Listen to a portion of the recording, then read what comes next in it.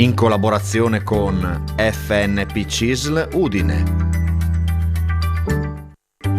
in collaborazione con FNP CISL Udine.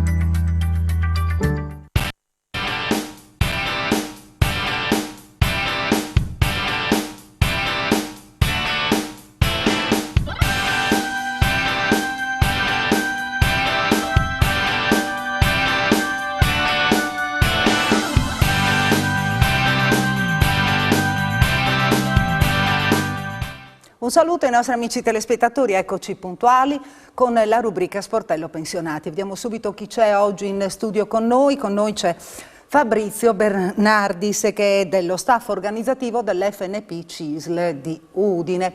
Buon pomeriggio, poi siamo in attesa anche che ci raggiunga Roberto Duca. Vediamo se ce la fa, ha avuto un piccolo contrattempo, comunque noi siamo qua, lo aspettiamo appena arriva, no?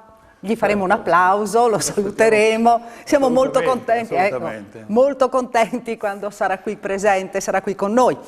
Bene, andiamo subito, entriamo nel vivo della trasmissione, fra un po' daremo anche il via alle telefonate, ai messaggi, ci sono dei messaggi avanzati anche dalla scorsa settimana, vi avevo già anticipato, vi avevo detto che avremmo dato le risposte oggi. Allora, Fabrizio, come esordiamo? Perché ci sono tanti temi caldi in questo momento, preoccupazione che sale, il conflitto per quanto riguarda la Russia, poi il rincaro dei costi dell'energia, insomma c'è un malumore, c'è una preoccupazione molto diffusa.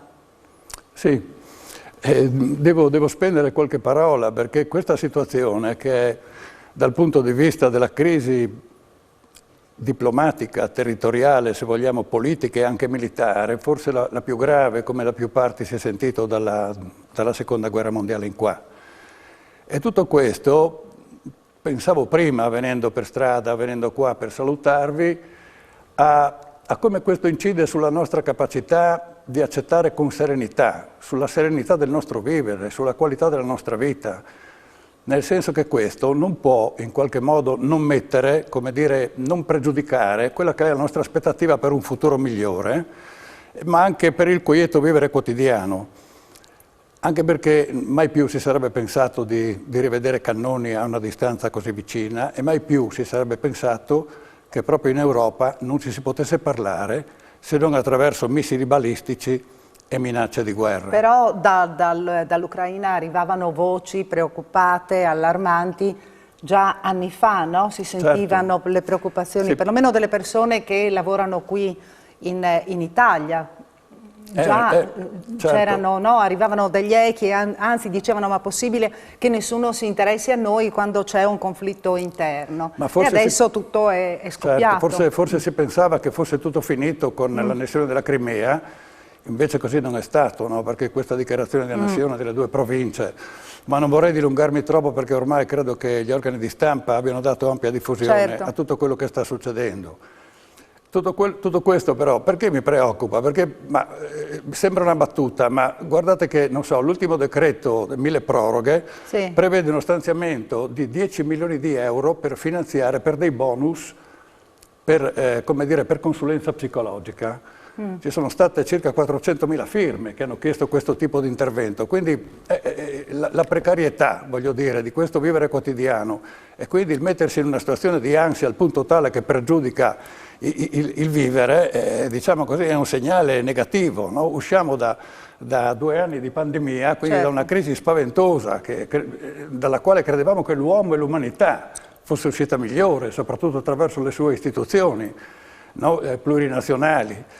E invece così non è stato. Sì, si pensava di aver imparato qualcosa, perché effettivamente si pensava di aver imparato qualcosa, soprattutto per quanto riguarda la solidarietà, perché adesso si parla di filiere, di sentire, no, di confronti fra più figure interessate magari a una stessa tematica e invece purtroppo stiamo un'altra volta, cioè stiamo cadendo, non riusciamo a risollevarci.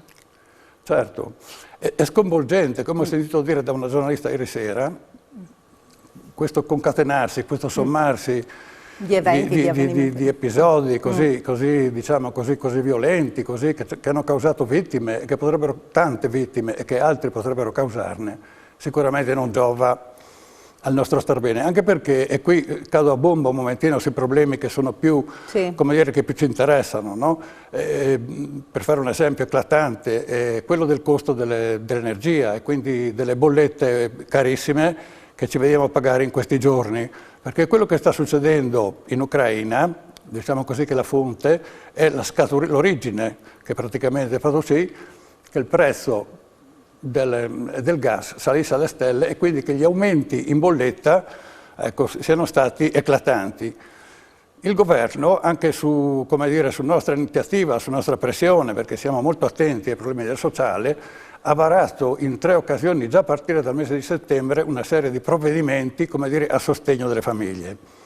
Ne ha varato uno recentissimamente la settimana scorsa, che praticamente proroga per altri 3 mesi, con uno stanziamento di quasi 6 miliardi, praticamente proroga fino al mese di giugno praticamente i benefici che erano stati approvati già dal mese di settembre. È importante però capire una cosa, cioè non è che possiamo aspettarci che da questo nuovo stanziamento noi avremo un decremento nel costo della bolletta, perché velocemente vi dico, il costo della bolletta nella fattura è composta da 4 voci, era composta da 4 voci, che sono praticamente il costo dell'energia, il costo per il trasporto e la gestione dei contatori, l'IVA e poi gli oneri di sistema. Questo francamente neanche io, vi confesso che personalmente non ci avevo mai pensato. Ecco, la volta scorsa proprio avevamo in trasmissione Ennio Tognutti, no? Certo. Che adesso passerà, penso, no? Mi pare di aver capito che passerà in Adiconsum, e quindi aveva evidenziato anche questi aspetti, no? Esattamente. E di puntare praticamente su una dilazione, cioè di pagare, no? Magari perché che cosa sono questi oneri di sistema? Praticamente sono una parte del costo della bolletta che viene incamerata dallo Stato. Per finanziare che cosa? Finanziare interventi in tema di energie rinnovabili, per finanziare il bonus sociale energia, per finanziare la ricerca e altri piccoli interventi. È chiaro che lo Stato è intervenuto e ha detto con questi stanziamenti io vado a togliere dalla bolletta questa voce, l'ho azzerata e di questo hanno beneficiato circa 3,5 milioni di famiglie, quindi è una somma abbastanza importante. E poi che cosa ha fatto? Ha ridotto l'IVA sulla fattura del gas dal 22 al 5% ed ha incrementato le risorse che sono destinate a finanziare il bonus sociale su energia e sgatte. Attenzione che l'onere di sistema incideva sulla bolletta dell'energia elettrica per oltre il 25%, quindi, mentre invece sulla bolletta del gas incideva per circa il 2-3%. Sono somme importanti. Se voi avete occasione di verificare un attimino le bollette ultime che avete ricevuto, noterete che questi oneri sono spariti, così come l'IVA sul gas è al 5%. Questo mancato introito è stato coperto dagli stanziamenti trimestrali che il governo appunto ha impostato. Adesso ne ha impostato un altro. Ma cosa vuol dire? Non è che sulle bollette prossime io avrò un minor costo. Diciamo che viene mantenuto questo intervento di calmieramento che fa sì che altrimenti provate a pensare dove schizzerebbe il costo energetico. Però finché dura? Il problema è finché dura questo. Finché dura. A dire la verità ci sono diverse opinioni, anche diversi tentativi e sollecitazioni affinché il bonus diventi strutturale. Cosa vuol dire? Che ci sia un intervento statale che possa calmierare, voglio dire, con continuità questi costi. Speriamo che così possa avvenire, speriamo anche, come qualche esperto dice, che questa crisi energetica, che questo aumento dei costi vada un momentino, come dire, a calare verso la fine dell'anno, verso l'autunno. Speriamo tutte queste cose.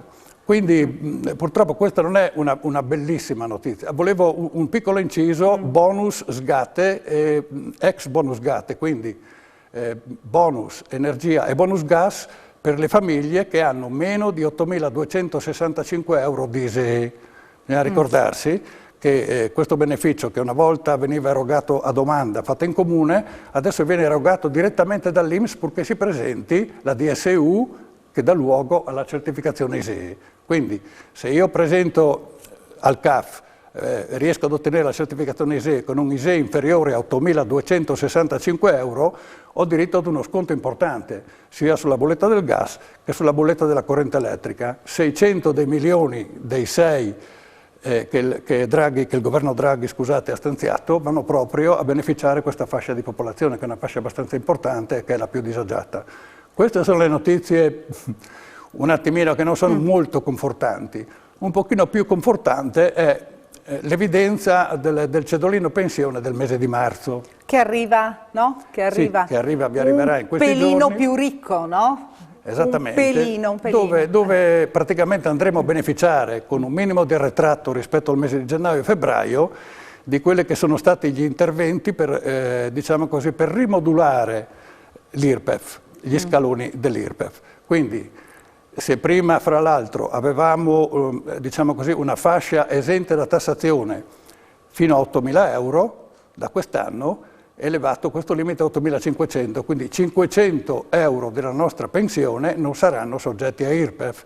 In più c'è il calo della percentuale di ritenuta per i redditi da 15 a 28.000 euro, che dal 27 passa al 25 e dai 28 ai 50 passa al 35.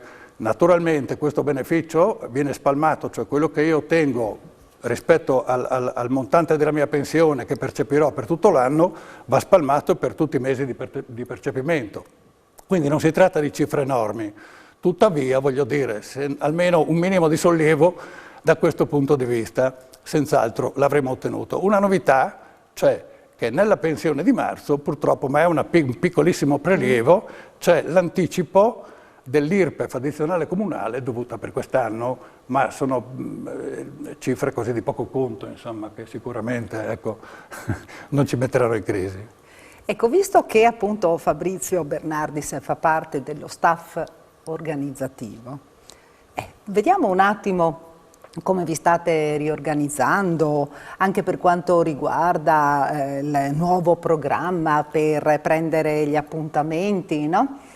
Sì, perché tanti si lamentano, no? Magari anche ci telefonano e dicono ho telefonato tante volte e non sono riuscito a prendere la linea, come devo fare per accedere ai vostri servizi? Ti ringrazio Isabella per darmi l'opportunità di illustrare questa nuova iniziativa che praticamente siamo riusciti a mettere in atto e stiamo perfezionando in questi giorni assieme ai colleghi di Pordenone, che sono bravissimi in questo settore, e praticamente abbiamo messo a punto un'agenda di appuntamenti che gira sul web. Ah, ecco, quindi praticamente gira in internet, sì, che addirittura può essere fruita anche dall'utente, no? Da chi ha qualche problema relativo alla pensione oppure a trattamenti di tipo previdenziale, anche dall'utente da casa, registrandosi, e può addirittura quindi prendere un appuntamento, fissare un appuntamento in uno dei CAF che sono presenti nella nostra provincia, bypassando altre telefonate o altre cose. Tra l'altro questo programma ci consente di utilizzare una rete di telefonia che è praticamente un numero unico, che funziona, per dirla in breve, tipo il call center dell'azienda sanitaria. C'è un numero unico, in ogni sede di nostro sportello c'è un telefono dedicato, per cui la telefonata che parte, per dire, da Tricesimo può essere ricevuta da Lignano, da San Giorgio. Quindi posso ricevere in questo modo 10-20 telefonate in un momento solo, perché ho 20 colleghi che operano negli sportelli che sono presenti in tutta la provincia, per cui non succede che io prendo sul telefono, come sovente accade purtroppo, chiamo il numero di un centro e quello perché serve anche per il CAF o per altri motivi lo trovo occupato. Quindi lì dentro questo incrementa la possibilità di essere vicino. E ti fanno magari aspettare, no? Esattamente. E invece lì subito. Ci consentirà anche un'altra cosa, perché quando noi registriamo gli appuntamenti e chiediamo i dati anagrafici ai nostri utenti, chiediamo anche che ci diano l'indirizzo mail, perché assieme alla conferma della data e l'ora dell'appuntamento mandiamo anche una mail con i documenti che sono necessari per l'espletamento di quella pratica. Il fatto di avere queste mail e di poterle, attraverso un sistema informatico, come dire, circoscriverle per territorio, ci consentirà di spedire, come dire, degli aggiornamenti, quelli che praticamente dei quali vi ho parlato appena adesso, o tanti altri che magari sfuggono, proprio via mail. Stiamo lavorando, non è una cosa così lavorando. semplice, ma ci stiamo... Magari riprendiamo, no, l'argomento Certo, fra un certo. attimo, ci facciamo una piccola pausa, intanto riposiamo, vediamo se nel frattempo Roberto Duca Va bene. arriva, speriamo che arrivi in tempo. Ci vediamo fra poco.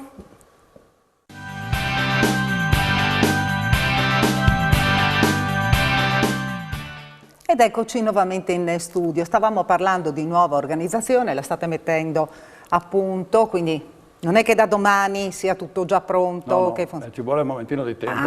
ecco, perché se no, la prossima settimana io ricevo qui magari le telefonate e mi chiedono: ah, come mai non è partito? Avevate annunciato che sarebbe partito questo nuovo sistema per prenotare. Invece diciamolo, pian pianino, no? Arriverà. Certo. Ecco, Sì. deve essere rodato. Io direi che a questo punto possiamo dare anche il via alle telefonate. Allora, per gli SMS 351 570 5687 per chiamare direttamente e per parlare in questo caso con Fabrizio Bernardis 0432 57 3517. Ricordiamo che 1° marzo è fissata la scadenza per presentare la domanda di pensione anticipata con quota 41. Ecco, dobbiamo ricordare questo appuntamento, poi abbiamo anche dei messaggi ai quali dare risposta, però vediamo anche in questo caso, no, che cosa succede dal 1° marzo. Sì, si apre la finestra per poter presentare la domanda praticamente, no? Sì. Per i precoci, per Sì. cui... ma anche per attenzione anche per l'Apple Social praticamente, no? Per cui aprendo questa finestra praticamente si va a maturare, a consolidare quello che è il proprio diritto per ottenere la pensione, in poche parole. E in tema di Apple Social ricordiamo che è stato abolito il requisito, cioè sì, era un requisito sine qua non, di dover aspettare 3 mesi, diciamo così, dall'aver consumato tutto il periodo di disoccupazione obbligatoria. Questa è una novità recente, forse ne avranno parlato anche i colleghi qua nelle occasioni precedenti. Ma è sempre meglio ricordare, perché fissare Sì, dei punti è sempre, quindi fa prima, sempre bene. Ecco, non occorre, una volta che mi è scaduta la NASPI e io Sì. ho il periodo di contributi che è prescritto, che è, ricordiamo, di 30 anni per quanto riguarda i disoccupati, che è di 30 anni anche per quanto riguarda chi ha una validità del 74% e per i caregiver, cioè le persone che assistono persone con gravi disabilità e che sono parenti o affini entro il 1° o 7° grado con il quale convivono. E poi c'è l'elenco dei gravosi, no? Cioè le professioni considerate gravose, qui però anche qua abbiamo avuto una novità quest'anno, perché la categoria che è prevista adesso a memoria, mi chiedete troppo, ma è prevista in un DM, un decreto ministeriale del 2018, da Poi 15 ti vedo che categorie. sei senza carte, tu fai tutto a mente? Non hai carte con te? Faccio così. Ma, no, perché in genere arrivano più complichi, aspetta un momento che guardi che cosa sta succedendo, non mi ricordo la data, tutto io ho qui, studiato, tutto Isabella, qui. ho dovuto studiare. Ho studiato. Ecco, ho studiato, mi sono preparato prima sì, prima no, di partecipare. ce n'erano 15 di categorie, no? Le categorie sono state, anche perché anche qui c'è stata una fortissima spinta da parte del sindacato per ottenere delle modifiche alla legge Fornero, quindi per ampliare la fascia dei beneficiari. E quindi le categorie dei gravosi da 15 sono diventate 23. Adesso io le ultime 8, torno a dire a memoria, non le conosco. In questo caso però... che servivano le cartine. Ecco, a differenza dei disoccupati oppure degli invalidi al 74 o dei caregiver, attenzione che l'anzianità contributiva deve essere di 36 anni, a meno che non si abbiano praticato professioni nel campo dell'edilizia, ceramisti eccetera, e quindi qui l'anzianità contributiva si abbassa a 32. Allora, messaggio, volevo sapere che fine ha fatto la trattativa sulla riforma appunto delle pensioni e la flessibilità in uscita, rimarrà la legge Fornero? Punto di domanda, chi lo sa? Allora, la legge Fornero rimane fino a quando non ne viene fatta un'altra, no? Perché la stessa Fornero, che è una simpaticissima ex ministro, ha dichiarato più volte: guardate, il problema non è eliminare la Fornero, il problema è fare un'altra legge sulle pensioni che sia compatibile, cosa vuol dire compatibile? Con le finanze, no? Con le risorse disponibili, questo è il problema. E è un problema molto delicato, perché dalla Fornero in poi che cosa è stato fatto? Grazie sempre all'intervento dei sindacati, sono state create degli istituti, tipo l'Ape Social, tipo l'Opzione Donna, tipo Quota 100, quest'anno diventata 102, tipo gli usuranti, cioè degli interventi, come dire, mitigativi, ecco, della rigidità imposta dai 42 anni e 10 mesi e 41 anni e 10 per le signore, no? Per cui ci sono stati tutta questa serie di interventi. È vero che tutto questo non basta, anche perché le parti sociali, quali noi siamo, sono fortemente interessate e sollecitate a questo tipo di problema. Si sta lavorando ad un tavolo che per anni purtroppo ci è stato negato. C'è stato un periodo in cui si parlava poco con i governi dell'epoca. Con questo governo si sta parlando per di agire su quelli che sono i due elementi che sono costitutivi, che sono, come dire, i requisiti che vengono considerati per l'uscita in pensione, che è quello dell'età, e quindi si cerca di abbassare i 42,10 e 41,10, che, attenzione, sono stati con una recente circolare dell'INPS confermati fino al 2026, salvo appunto interventi di modificazione, mentre il requisito anagrafico, che doveva essere soggetto a modifica in funzione dell'aspettativa di vita, che per forza, dico così, per causa del Covid, si è bloccata. Praticamente è stata fissata a 67 anni fino al 31/12/2024. Che cosa si sta facendo sul tavolo? Si sta cercando di fare in modo di trovare le risorse e le disponibilità perché questi due elementi, ripeto, sia quello anagrafico che quello contributivo, possono scendere. Si parla di 41 anni di contributi, si parla di uscita a 62-64 anni rispetto ai 67 attuali. Diciamo che siamo in fase di verifica e cerchiamo di fare il possibile assieme al governo, ecco, per trovare una soluzione. Certo è che queste situazioni di crisi, no? Tipo pandemia, tipo la situazione energetica di adesso, cosa fanno? Tolgono risorse, no? E quindi voglio dire, è ancora più difficile questa trattativa, no? Ed è anche più difficile ottenere così degli obiettivi nel lungo periodo, no? Perché bisogna tener conto, adesso non voglio fare, cioè sappiamo benissimo cosa succederà ai nostri nipoti, come andranno in pensione, per cui insomma la preoccupazione è tanta. Noi non ci stancheremo senz'altro di far valere queste ragioni e di cercare di ottenere il più possibile un miglioramento della flessibilità attuale, insomma. Squillano le trombe, è arrivato... Squillano le trombe, è arrivato Roberto Duca. Sì, ecco, lo salutiamo, è arrivato qui trapellato. Grazie per essere qui. Come è andata? Tutto bene?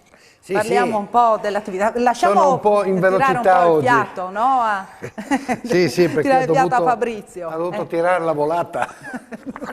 sì, adesso non so. E comunque ce l'hai fatta a essere ad arrivare, velocemente. E sei arrivato giusto in tempo per sentire chi c'è al telefono. Ok, perfetto. Bene, sentiamo chi c'è in linea. Pronto? Buonasera, con chi parliamo?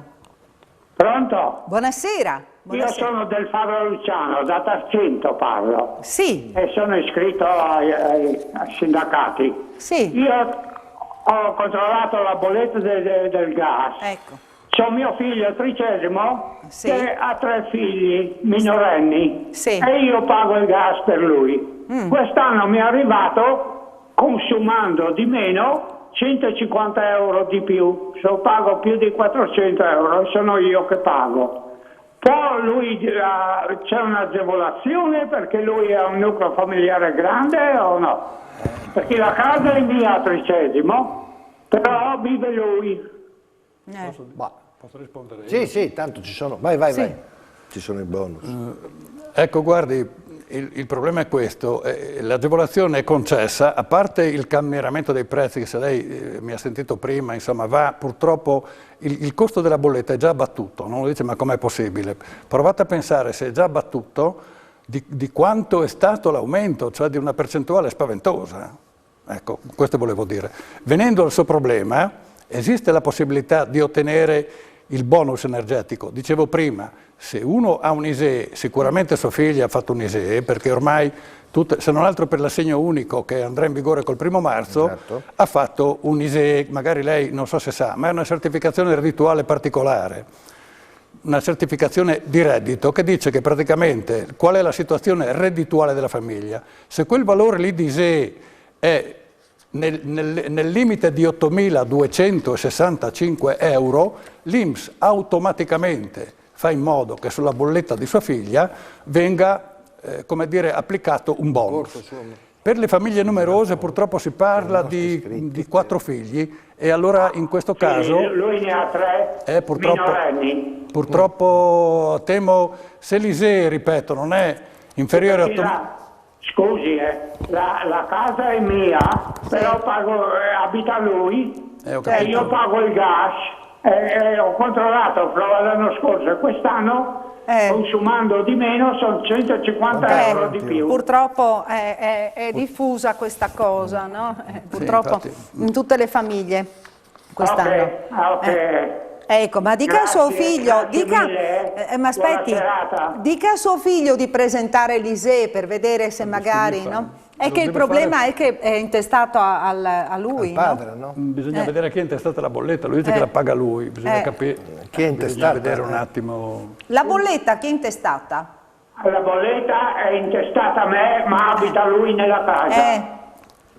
Sarebbe diverso. Perché la casa è mia, praticamente io sarebbe diverso per se agevolarlo gli ho dato la casa, ecco. Ho capito. Ma sarebbe diverso se la bolletta fosse intestata a suo figlio, perché con 3 figli a carico forse magari un bonus no? anche nel Siccome comune. il suo nucleo familiare è iscritto al 30° e io abito a 300, non so, andrò a vedere. Ma provate a vedere, perché se intesta a suo figlio la bolletta forse può sperare di avere qualche agevolazione, visto che ha un nucleo familiare così, no?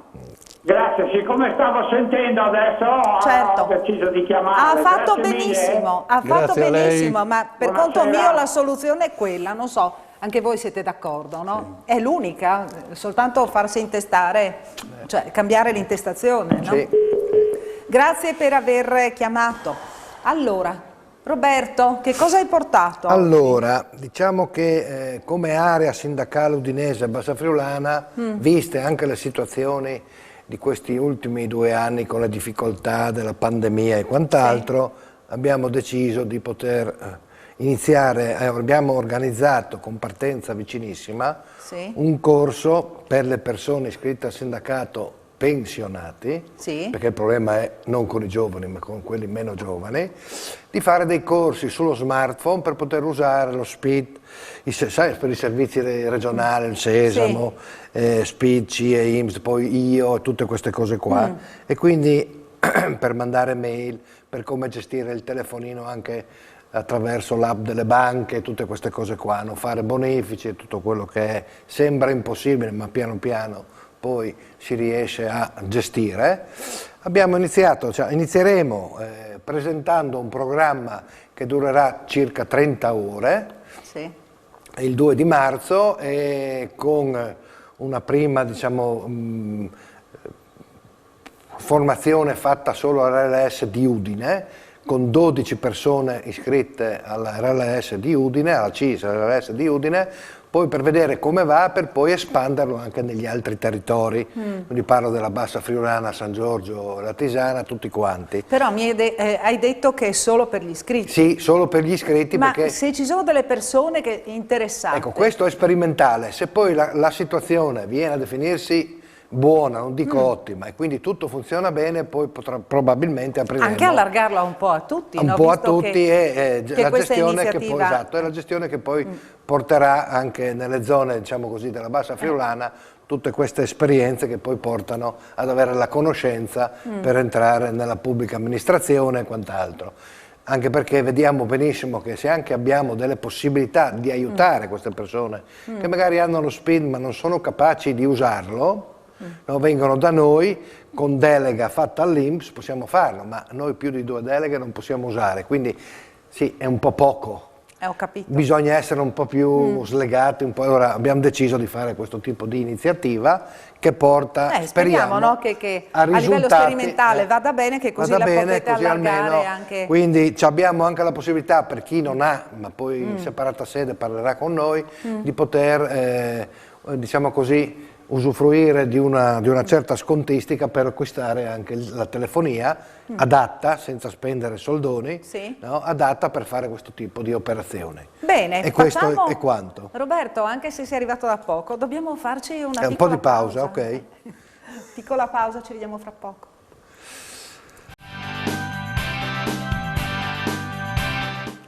Eccoci nuovamente in studio. A chi mi devo rivolgere per avere la detrazione coniuge a carico? Mi hanno detto solo col 730.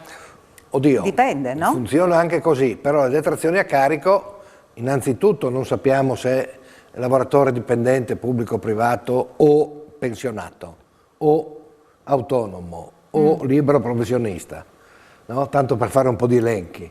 Però se il lavoratore è dipendente, automaticamente ogni gennaio trasmette all'azienda chi è a carico nella sua famiglia.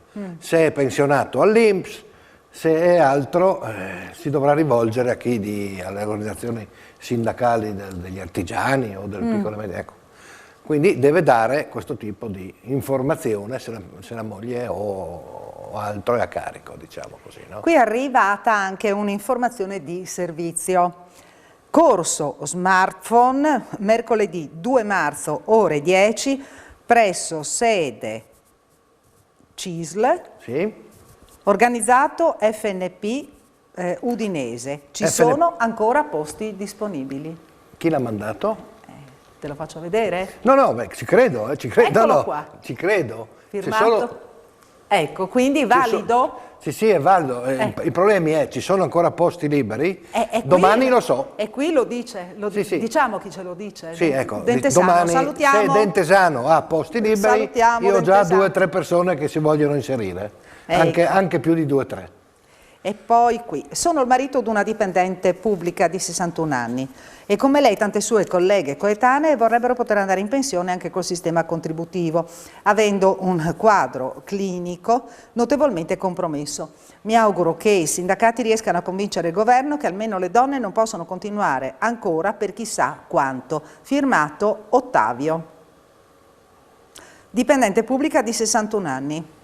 Porco boia. Che chiedono, lei e le sue coetanee, le sue colleghe, vorrebbero poter andare in pensione anche col sistema contributivo, avendo un quadro clinico notevolmente compromesso. Quindi se uno per fare questo tipo di, essendo donna anche, può uscire, ma io alzo sempre le mani, con l'opzione donna, no? Con l'opzione donna, però, per una che ha lavorato tanti anni nel retributivo, fare un passo del genere vuol dire perdere una fetta di pensione non indifferente. Ma evidentemente, se chiedono di poter andare col contributivo, vuol dire che non ne possono più. Questo si può fare. Opzione donna è stata rinnovata, basta che si rivolga al patronato, all'INAS, va lì con le sue, diciamo così, documentazioni di contributi fino adesso versati, decide di fare questo passo, se rientra nei parametri automaticamente poi può uscire e comunque io avverto sempre, attenzione perché c'è un grosso taglio di pensione. Comunicazioni di servizio, 2 minuti di tempo per darle. Allora, comunicazioni di servizio. Perché io quando vedo che uno arriva col plico, dico, mamma mia, col plico, chissà quante non riesco cose mai a deve parlare di tutto. Ecco, una cosa che mi sta sempre, e non è la prima volta che accade in questa sede, ripeto, ogni volta che vado all'INPS a fare la commissione per lavoratori dipendenti c'è la disperazione. Disperazione data dalle persone che mandano via i certificati medici errati, non stanno a casa quando c'è l'ispezione e quindi perdono soldi dal proprio stipendio. Signori miei, fate qualcosa, ma che non è possibile che ogni volta che vado là ci siano un pacco di ricorsi fatti che perderanno, perché il 99% non vengono ammessi, e sono soldi che i dipendenti perdono. Per cortesia, fate i certificati correttamente, io so già, chiamano il medico, fammi il certificato, poi vado a prenderlo e intanto è spedito, non puoi recuperarlo più, no?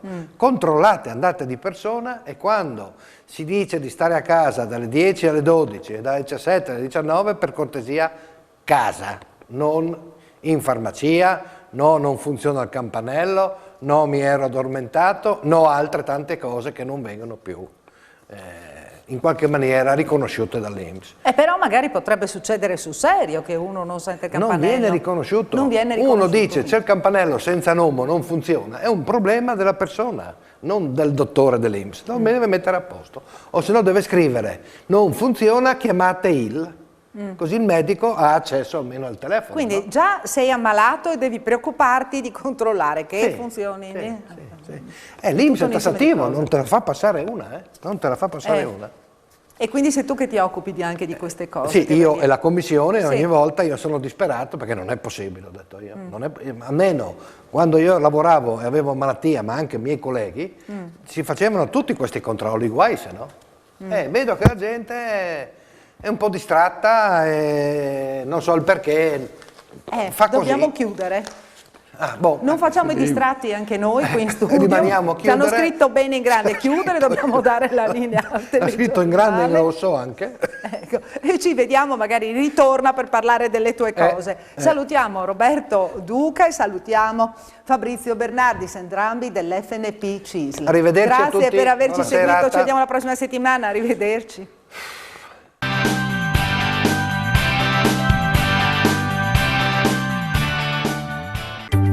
In collaborazione con FNP CISL Udine.